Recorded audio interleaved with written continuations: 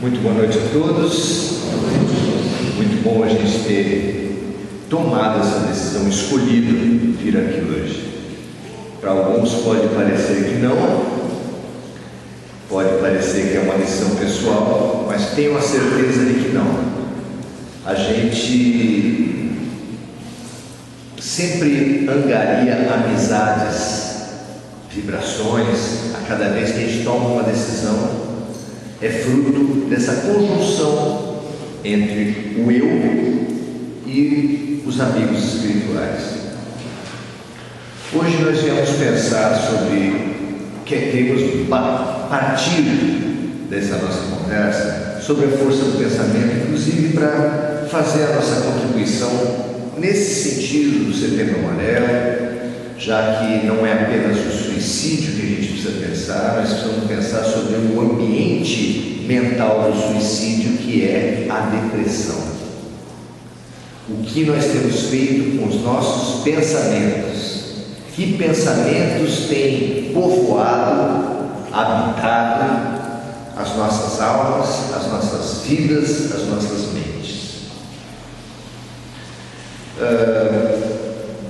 Eu não sei se vocês já viram, é muito engraçadinho no YouTube, tem uns vídeos que até crianças estão fazendo experimentos que mostram o poder da mente. São coisas muito simples, e ali você vê crianças mesmo, as escolas já estão fazendo isso também. Eu acho muito significativo. É assim, eles pegam uma fruta, como por exemplo a maçã, sem casca e picada. Todos nós sabemos que a maçã tem a tendência de, quando está sem casca, rapidamente oxidar e ela fica escura.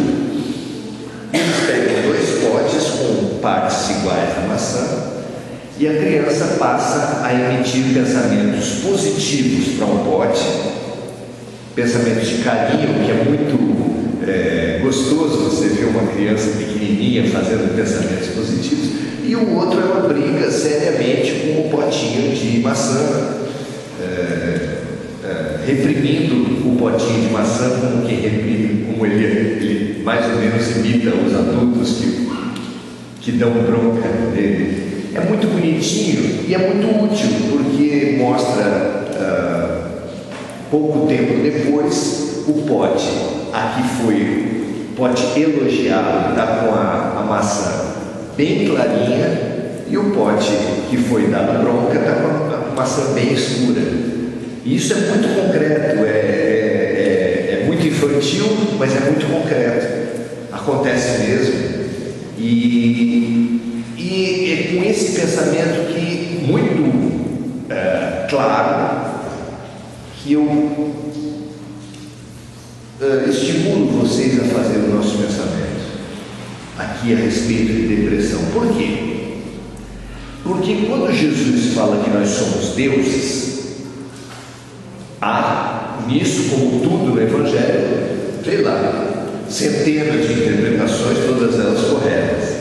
Mas uma interpretação muito interessante de nós sermos deuses é que nós somos também criadores de um universo com bilhões de vidas. Assim como Deus preside um universo, estima-se ter a Via Láctea 200 bilhões de sóis e 200 bilhões de galáxias no universo. Se você quiser saber quantos sóis, teria que multiplicar 100 bilhões por 200 bilhões, não tem nem calculadora para isso.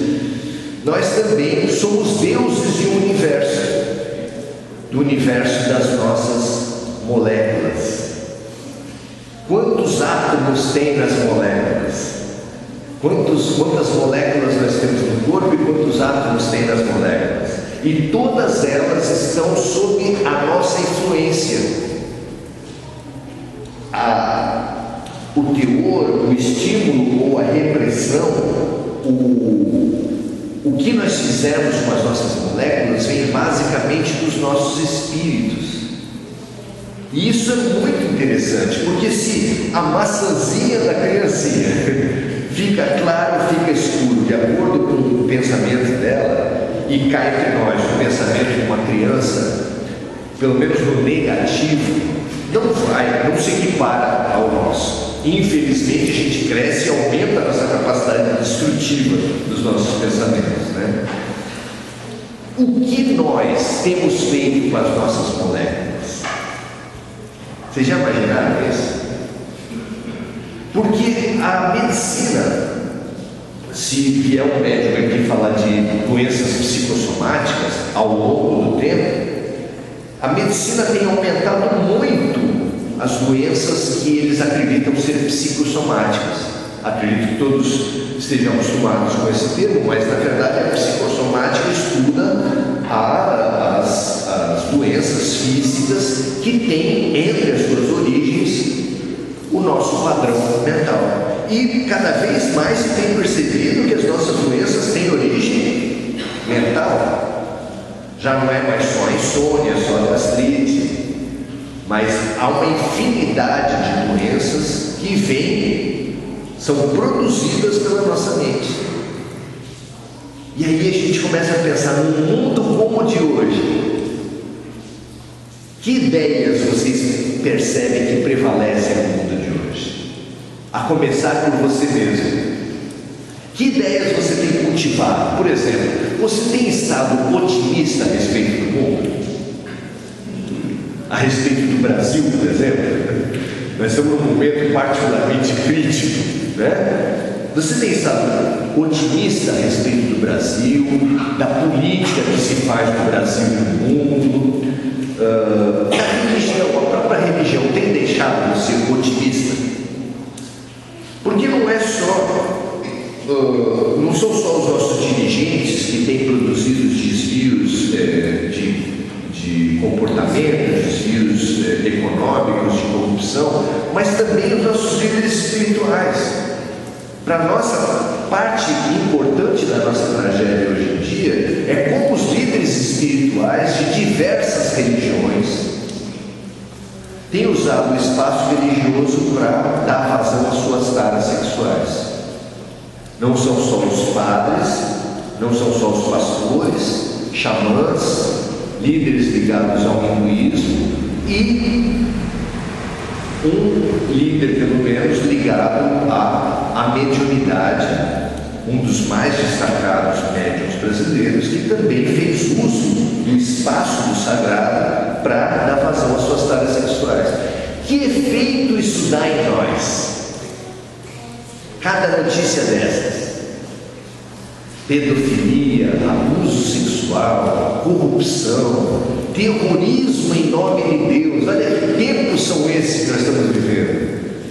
Alguém pode falar, sempre houve guerras, torturas como a Inquisição, perseguições como a noite de São Bartolomeu, e tudo isso é verdade.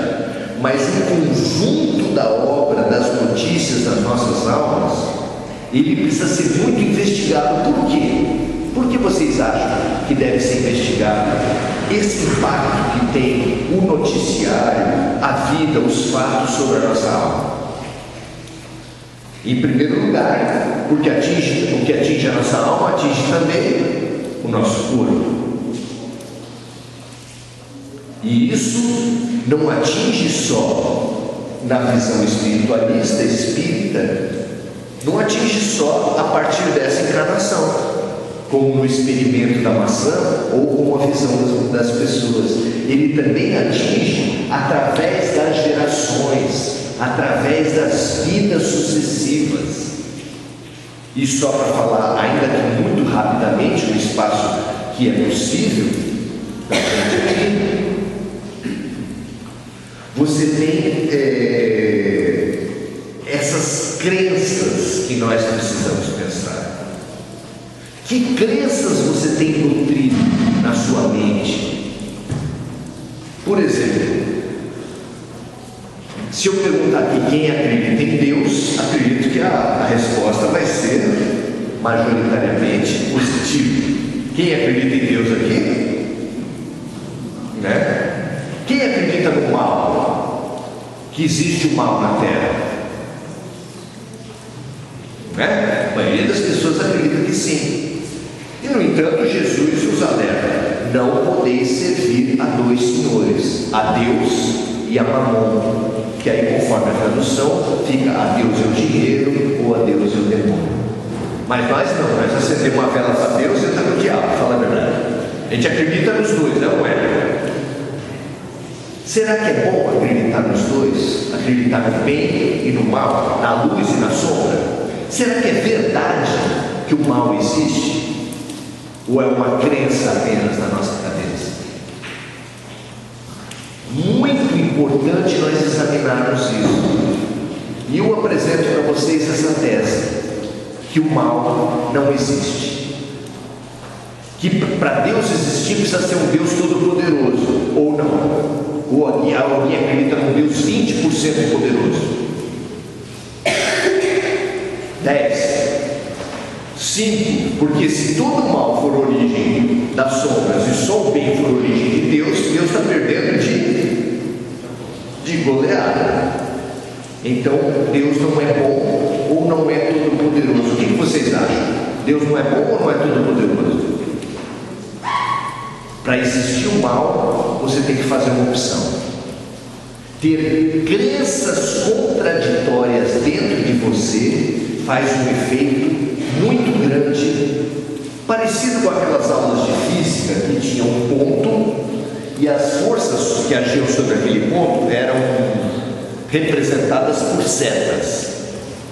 Se você tinha uma seta de 5 centímetros puxando aquele ponto para a direita, aquele ponto tenderia a se movimentar para a direita. Se havia também uma seta de 5 centímetros movimentando simultaneamente para a direita e para a esquerda, o que ia acontecer com aquela seta, com aquele ponto? Ele ia paralisar.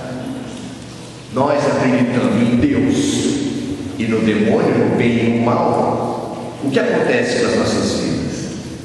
O que acontece com os nossos corpos? Nós temos ficado paralisados há muito tempo por causa das nossas crenças. De verdade, ou você acredita num Deus bom, justo e todo-poderoso, ou você vai acreditar que existe o mal. Ah, mas com tanta desgraça, Maurício, não existe o mal? Com tanta tragédia que acontece. Esse é apenas um mal aparente. Um assassino não pode matar qualquer um. Um estuprador não pode violentar qualquer pessoa. Ou a gente acredita no caos.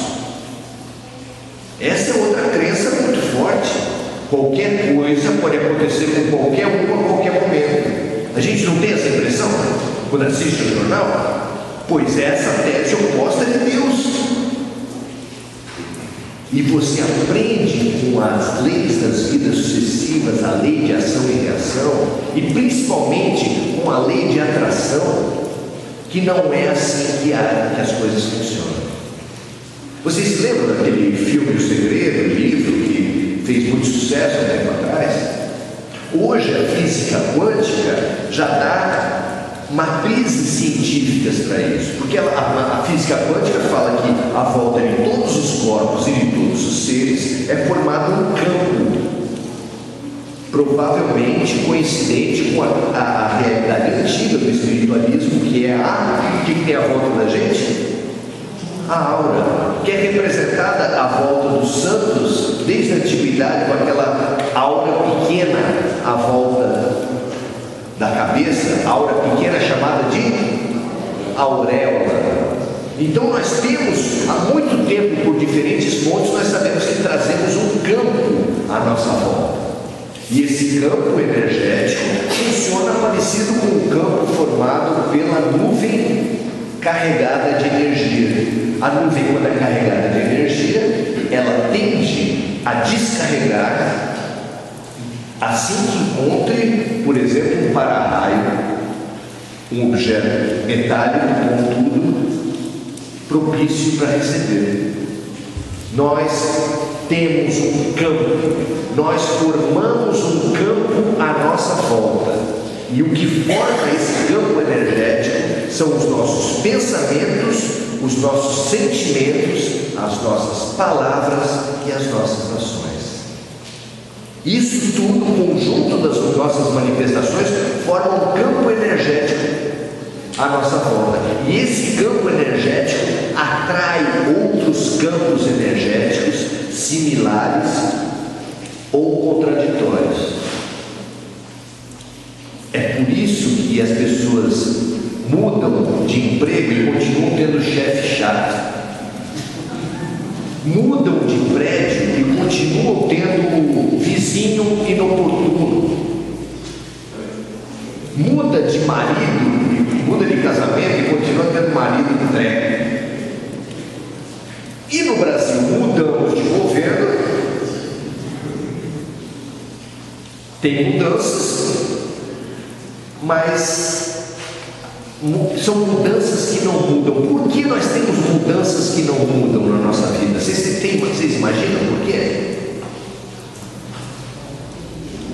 Porque a mudança da nossa vida não está fora. Na política, por exemplo, eu gosto muito do conceito interiorano que fala que o olho do dono é que engorda o gado.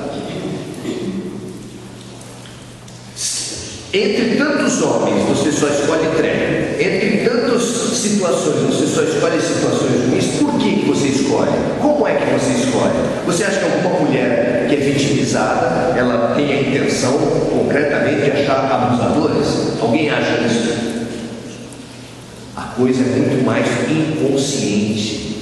A coisa é de uma desarmonia que é atraída por outra desarmonia, para que as desarmonias se neutralizem e se reharmonizem. E isso você vai aprender com o estudo do perispírito. O que é o perispírito? É o nome que se dá no espiritismo do famoso corpo espiritual que Paulo fala. E o que tem isso de importância? Os espíritos nos revelam que o perispírito é extremamente plástico, ou seja, ele é extremamente suscetível ao teu pensamento. Então, de uma vida para outra, uma pessoa que mete uma bala na cabeça não está danificando apenas as células físicas, ele atinge também o seu corpo espiritual. E como o corpo espiritual é o molde a partir do qual é construído o corpo físico numa outra encarnação, se você danificou, envenenou, desarmonizou o seu corpo espiritual numa vida, ele vai desarmonizar o corpo físico na outra vida. Ele é um molde, ele é a forma do bolo. Se você pegar uma forma de bolo e entortar toda ela, encher de massa, vai sair um bolo todo. É assim.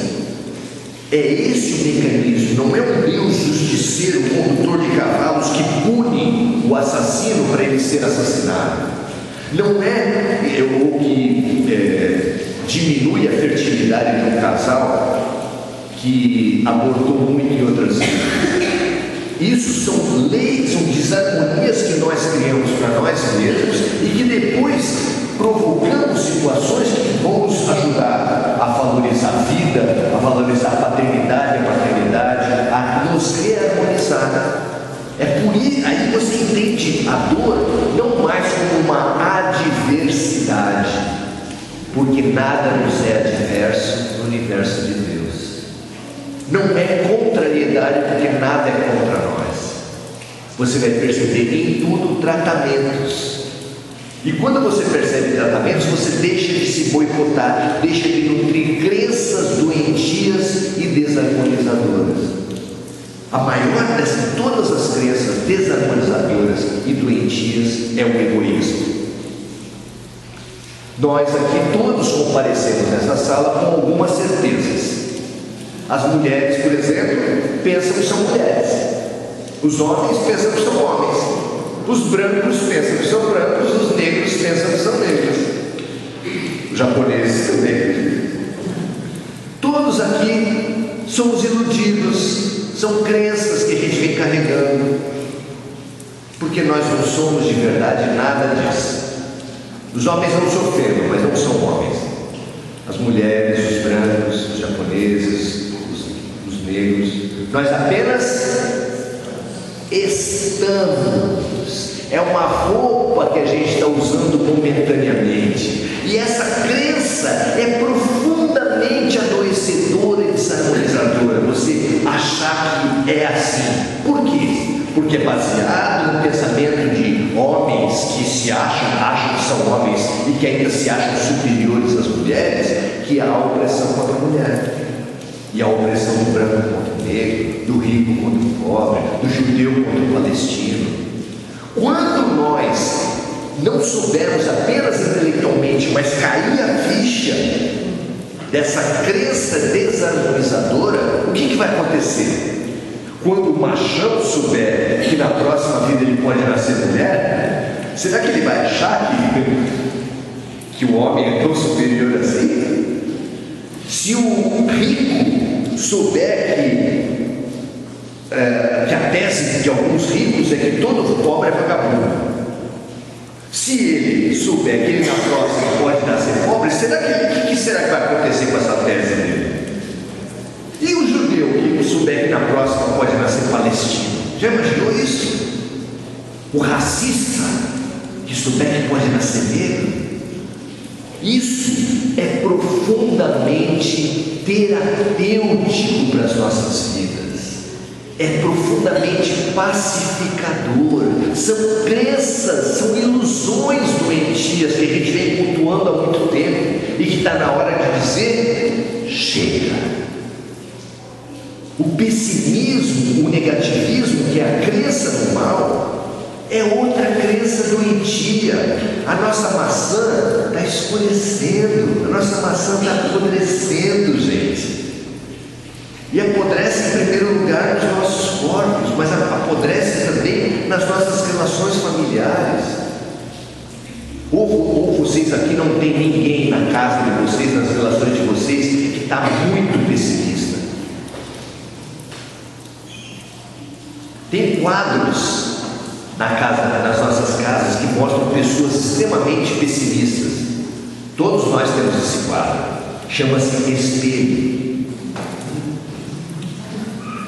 Você olha e fala assim: nossa, que figura terrível que tem ali. Pois é. Nós temos cultivado isso. Será que é hora da gente rever os nossos conceitos? Se não for agora, quando vai ser? Quando a maçã já estiver podre de vez? Ah, mas aí eu tomo remédio, eu faço uma cirurgia e o médico tira o câncer. Mas quantos casos nós conhecemos de câncer que volta? Por que vocês acham que o câncer volta? Se o câncer é esse veneno que nós cultivamos em outras vidas e que está sendo expurgado no corpo físico, por que ele volta? Porque a matriz de pensamento que o produziu continua ali.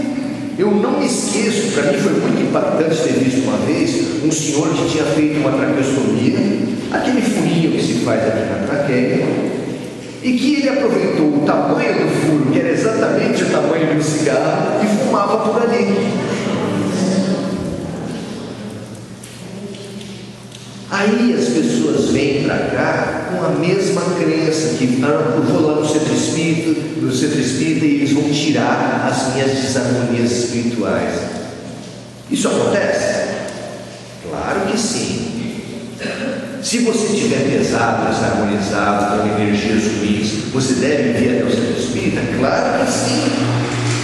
Jesus falou: vinde a mim todos vós que estáis sobrecarregados, porque eu vos aliviarei. Mas a gente precisa lembrar que aliviar não é resolver. Por isso nós temos que pensar, somos obrigados a pensar que crenças nós temos cultivado. A crença de que existe o mal no mundo é uma crença muito forte, é a base do pessimismo. E o mal é apenas o bem que nós ainda não conseguimos perceber. A essa altura dessa vida mesmo, coisas que nos aconteceram na juventude, a maioria de nós aqui que na época da juventude parecia uma desgraça, Agora você já fala, puxa, né? O grande amor da nossa adolescência, que parecia um inferno, que às vezes parecia da vontade de... Aí você olha no que se tornou, você até agradece, ainda bem que eu não fiquei com aquilo. Ainda bem. Nós não sabemos o que é bom para a gente, e a gente fica julgando tudo que existe a partir do que nos agrada e do que não nos agrada. Sabe qual é a brincadeira? Vocês sabem, a brincadeira estúpida que todos nós fazemos com criancinha de colo, um bebezinho de chupeta. Qual é a brincadeira? Tirar a chupeta do bebezinho. Todo mundo faz isso, uma brincadeira meio, né? A criança está feliz, está no colo da mãe, está risonha, está brincando com todo mundo. Você vai lá e tira a chupeta e ela não entende o que aconteceu. O mundo estava bom. Você tira a chupeta de uma criança, o que acontece? Ela fica séria, não sabe porquê, daqui a pouco começa a perceber que o mundo está horrível, o mundo acabou, e ela chora desesperadamente. E aí, com lágrimas nos olhos, ainda você põe a chupeta de novo e ela volta a sorrir, com lágrimas nos olhos. Por quê? Porque o mundo infantil é assim: tudo está bem se me agrada, e está ruim se me desagrada. Com todo respeito a um amigo de infância, encontrei com ele já tinha uns 45, 50 anos, e eu perguntei: puxa, tu já tem filho, etc, ainda está morando com a mamãe? Porque hoje em dia a adolescência vai até os 50 anos, né? Aí eu perguntei para ele: mas o que acontece? Você não vai, né? Não, minha mãe cozinha do jeito que eu gosto, passa minha roupa do jeito que eu gosto. Eu vou no meu quarto. Vou sair quando? Eu vou sair. Quanto tempo vai demorar para a gente perceber que o mundo não é bom quando nos desagrada, nem é ruim? Não é bom quando nos agrada, nem ruim quando nos desagrada. Demora muito para a gente perceber isso? Será que a gente não consegue confiar? A criancinha, quando toma tem aquele remedinho amarelo para febre, cada um tem, né, tem magnopirol, tem o que mais? Dipirona, etc. Só para não fazer propaganda ruim só de um. Aí, se não me engano, criança muito pequena dá 20, 25 gotas. Põe lá uma mulher, e a mãe, para amenizar, faz o quê? Põe açúcar, porque o treco é ruim. O treco é muito ruim. Com açúcar fica ruim também. Ruim doce, mas é ruim também. Quando bate na língua da criança, o que ela faz? Bateu, desagradou. Bateu, desagradou. A maioria das crianças não gosta. A criança fica com vontade de cuspir e dar uma olhadinha para cima. Aí a mãe ou o pai dão uma olhada firme e às vezes fala: engole que é pro teu bem. Olha como todo mundo já ouviu, né? Nós todos na humanidade estamos recebendo remédios amargos. Não dá para contestar. Não dá para imaginar que seria diferente. O tempo da transição planetária é marcado por Jesus como a separação do joio do trigo. E precisam acontecer crises para que seja definido quem é quem. Porque alguém pode falar que é melhor por ser católico. Eu sou melhor porque eu sou católico. Ou alguém pode falar que é bom porque é espírita. Vocês acreditam nisso? Tem que ver na prática. E aí as situações drásticas, elas mostram quem é quem. Por isso é que está previsto no fim dos tempos ou na transição planetária as catástrofes. Porque no momento da catástrofe aparece quem é quem. Uma parte das pessoas fica paralisadas em sair de casa, mas quem consegue sair de casa vai para os montes de escombros Alguns já vão com uma torquês no bolso. Torquês é uma espécie de alicate. Sabe para quê? Arrancar dente de ouro de defunto. Arrancar dente de ouro de defunto.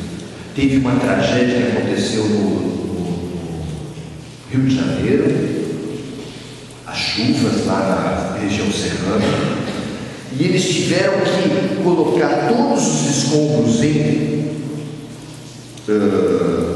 caminhões e colocar um galpão com vigilância do exército e câmeras de segurança, porque o pessoal estava indo para pegar dinheiro, para pegar riquezas que tivessem ali, coisas de proveito. Você acredita nisso? E o pior, as câmeras de segurança flagraram os soldados fazendo o mesmo. A tragédia mostra quem é quem. Não é só gente ruim que aparece na tragédia, também aparecem os heróis, as pessoas saindo de casa para salvar, para ajudar, para libertar cachorrinho dos escombros, para salvar pessoas. Por isso é que no ápice da vida da Terra estão acontecendo essas tragédias. Ah, mas não aconteceu nenhuma em Bertioga. Eu não sei. Eu acho que é só uma questão de ponto de vista. Nós estamos vivendo tragédias espirituais muito grandes. E a cada vez que mostra um pai que atirou a filha do 6º andar do edifício, por influência possivelmente da madrasta, mostra quem é quem na tua casa. A cada vez que uma doença dessa, uma tragédia dessa acontece, vamos lá. Quem já fez uma oração por um senador corrupto da República? Por favor, levanta a mão. Uma pessoa em 40 já é alguma coisa. Quem rezou pela madrasta do Nardoni que atirou a filha pela janela? A madrasta. Uma pessoa em 40. Vocês estão bem aqui. Vocês estão entendendo o que eu estou falando? A tragédia vai acontecer quando? A separação do joio e do trigo vai acontecer quando? Vai acontecer como? Qual tem sido a tua atitude? Que atitude mental você tem cultivado a partir da vida? No dia seguinte dessas tragédias, especialmente essa de Nardoni, havia uma competição nacional para saber quem engendra a tortura mais terrível. Um falava, esse pai precisava passar por isso, e o outro falava, é pouco. E já aparecia outra pior. E era o milagre da multiplicação das sombras, da multiplicação do ódio. Aí você se desatualiza, vem tomar passe. Venha, é bom mesmo. Mas se você não fechar a torneira, não resolve. Se algum de vocês viesse na minha casa, eu tivesse no quintal, 5 baldes, 10 panos, 3 rolos, tentando secar o chão, com 4 torneiras abertas, vocês iam falar o que para mim? Por isso, primeiro fecha a torneira, depois seca o chão. Não é lógico isso? É isso que o teu anjo de guarda, que os nossos amigos espirituais estão falando para nós hoje. Venha, tome o passe, vai em qualquer culto de qualquer religião, porque o próprio Chico Xavier, coroinha, já tinha visão espiritual e falava que numa missa havia muita assistência espiritual. Então não é prerrogativa do espiritismo. Mas, meus amigos, secar o chão com a torneira aberta não dá. Precisamos rever e transformar os nossos padrões mentais. Será que nós estamos prontos para isso? Será que nós estamos prontos para nos observar? Qual é a receita mais prática para fazer isso? Na questão número 919 do Livro dos Espíritos, os amigos espirituais respondem para Allan Kardec a resposta mais comum e mais universal de todo candidato à ascensão espiritual. Como eu faço para me melhorar espiritualmente? E essa resposta já tinha sido dada no oráculo de Delfos 500 anos antes de Cristo. Foi ratificada pelo próprio Jesus e mesmo assim não cai a ficha. Tanto que a resposta dos Espíritos foi: um sábio da antiguidade já vos disse, conhece-te a ti mesmo. Quem falou isso? No oráculo de Delfos, Jesus, e tiveram que repetir 1800 anos depois de Jesus. Por que eles tiveram que repetir? Allan Kardec era uma das maiores mentes da França, discípulo de Pestalozzi. Por que ele foi fazer uma pergunta que já tinha sido respondida? Porque a gente é ensinado e não aprende. Ou como diz Beto Guedes, a lição nós sabemos de cor, só nos resta aprender. Hoje nós viemos revisitar todas as luzes do mundo espiritual em socorro à nossa desorientação. E elas vêm nos dizer o quê? Vocês acreditam? Sabe o que Kardec fez depois de ouvir essa resposta? Ele falou: não, tudo bem, gostei da resposta, uma resposta bacana, ok. Mas assim não dá para trocar em miúdos, assim, uma receitinha, assim, conhece a ti mesmo, é muito complicado, assim, dá uma, sabe, Ana Maria Braga, 2 xícaras, não, ele não falou da Ana Maria Braga, mas é assim, e você acredita que o mundo espiritual deu a receita? Na 919, 919A, vem Santo Agostinho e dá uma receita. E a receita dele é assim, ó: faça como eu fiz quando estive entre nós. Ou seja, ou não é receita? É uma receita. Ao final de cada dia, eu examinava se eu tinha prejudicado alguém naquele dia. Será que de manhã eu fiz alguma coisa que prejudicou alguém, de tarde, de noite, no meu trabalho, no trânsito? Será que nos meus pensamentos eu fiz alguma coisa desarmonizadora, nos meus sentimentos? Será que eu fiz todo o bem que eu podia no dia de hoje? O que é isso na minha maneira de ver? É a tradução prática da receita mais curta de Jesus, que é vigiar e orar. Com essa receita de Jesus, de Santo Agostinho, de Kardec, dos luminares, a gente conclui o nosso pensamento para dizer isso: não basta viver para crescer, não basta perceber os problemas dos outros para crescer. A gente precisa vigiar, e vigiar quem? Nós temos que agir e pensar: o que está me motivando? Que intenções eu tenho por trás disso? Observar como se fosse o diretor de cena e ao mesmo tempo o ator, que pergunta, que investiga: mas por que você está fazendo isso? Qual o teu padrão vibracional? Vigiar e orar, porque cada vez que a gente perceber que nosso padrão vibracional, a nossa sintonia está baixando, a gente tem que fazer o quê? Oração. Só que a oração não pode ser um Pai Nosso decorado, repetido mecanicamente, aquele Pai Nosso de jogador de futebol. Eles fazem antes de entrar no campo, eles fazem uma rodinha e gritam o Pai Nosso tão gritado que eu duvido que aquilo melhore o padrão vibracional de alguém. Não consigo imaginar isso.